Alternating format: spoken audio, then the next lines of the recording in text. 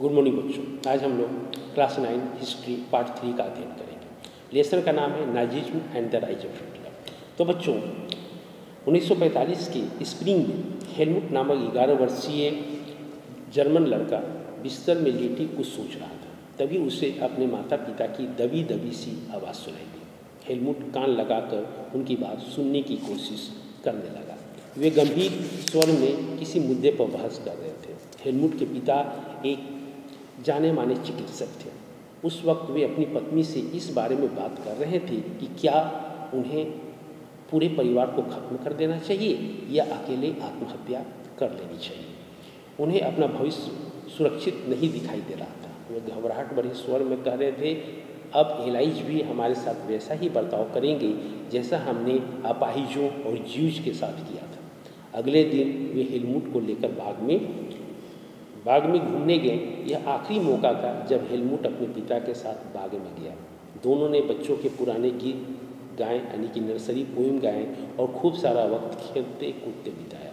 कुछ समय बाद हेलमुट के पिता ने अपने दफ्तर में खुद को गोली मार ली। हेलमुट की यादों में वह क्षण अभी भी जिंदा है जब उसके पिता की खून से सनी वर्दी को घर के अलाव में ही जला दिया गया था। हेलमुट ने जो कुछ सुना था और जो कुछ हुआ उससे उसके दिलो दिमाग पर इतना गहरा सदमा पहुंचा कि अगले 9 साल तक वह घर में एक कोर भी नहीं खा पाया। उसे यही डर सताता रहा कि कहीं उसकी माँ उसे भी जहर न दे दे।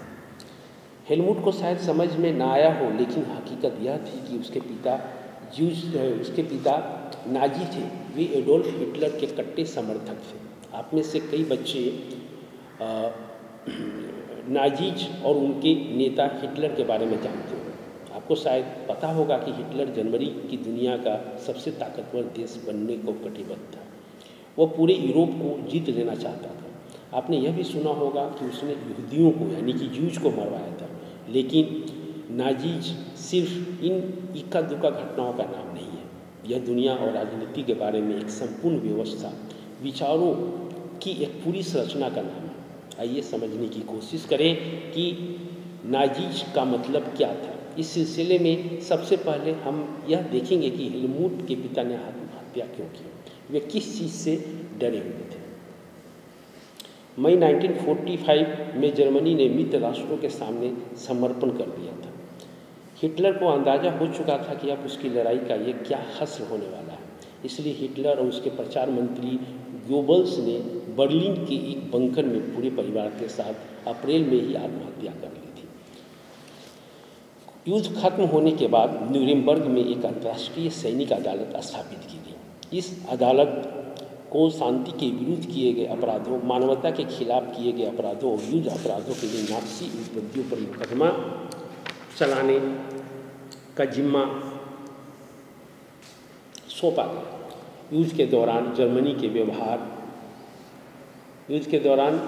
के व्यवहार खासतौर से इंसानियत के खिलाफ किए गए उसके अपराधों की वजह से कई गंभीर नैतिक सवाल खड़े हुए और उसके कृत्यों की दुनिया भर में निंदा की गई। ये कृत्य क्या थे?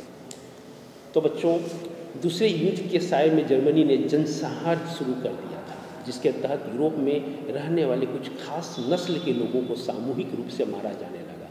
इस युद्ध में मारे गए लोगों में 60 लाख ज्यूज, 2 लाख जिप्सी और 10 लाख पोलैंड के नागरिक थे। साथ ही मानसिक व शारीरिक रूप से अपंग घोषित किए गए 70,000 जर्मन नागरिक भी मार डाले गए।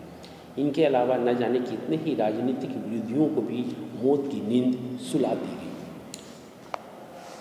इतनी बड़ी तादाद में लोगों को मारने के लिए ऑश्विट्ज़ जैसे कत्ल खाने बनाए गए, जहाँ पर जहरीली गैस से हजारों लोगों को एक साथ मौत के घाट उतार दिया जाता था। न्यूरेमबर्ग अदालत ने केवल 11 मुख्य नात्सियों को ही मौत की सज़ा दी। बाकी आरोपियों में से बहुतों को उम्र कैद की सज़ा सुनाई गई। सज़ा तो मिली, लेकिन नाजीज को जो सज़ा दी गई वह उनकी बर्बरता और उनकी जुल्मों के मुकाबले बहुत छोटी थी। असल में मित्र राष्ट्र पराजित जर्मनी पर इस बार वैसा कठोर दंड नहीं थोपना चाहते थे जिस तरह का दंड पहले विश्व युद्ध के बाद जर्मनी पर थोपा गया था। बहुत सारे लोगों को मानना था कि पहले विश्व युद्ध के आखिर में जर्मनी के लोग जिस तरह के अनुभव से गुजरे उससे भी नाजी जर्मनी के उदय में योगदान दिया था। अब सवाल ये पैदा होता है कि यह अनुभव क्या था। इसकी चर्चा बच्चों हम लोग कल करेंगे। आज की वीडियो में बस इतना ही। धन्यवाद।